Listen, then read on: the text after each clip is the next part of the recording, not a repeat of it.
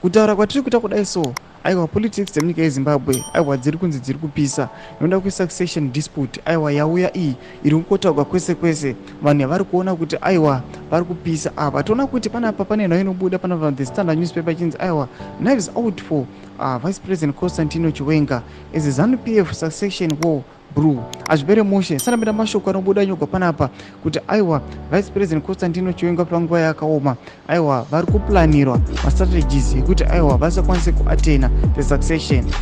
Sanapinda mashoko anobuda nyogwa unobva subscribe or like or turn on the bell icon. Tipinda panapa the Standard vanyora vachiti ZANU-PF's Women and Youth League, two influential party organs, they've publicly endorsed Mnangagwa as the party's leader beyond 2030. Tikuona kuti vakomana ava aiwa Women's League and Youth League, vakomana ava vari kunzi ndo vari influential mubato re the ruling party reZANU-PF.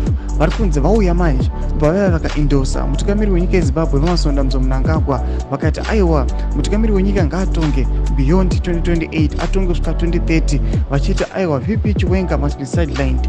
VP Chiwenga havafaniri kupinda noda kwokuti aiwa Mnangagwa anofanira kutonga atena his ambitions ekutonga kusvika 2030 kuti aise nyika yeZimbabwe aidevelope kusvika muna 2030. Chitiko chatiri kuona kuti aiwa mubato reZANU-PF matova nemafactions kuti aiwa vamwe vari against mashoko iwawa, toita vamwe vari kupusha vatikona veWomen's League neYouth League vachiti aiwa mutungamiri wenyika ngaatonge beyond 2028.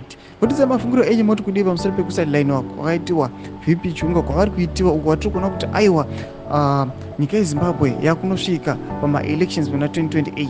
Tudze mafungiro enyu pina comment section medu, so subscribe or like and turn on the bell icon.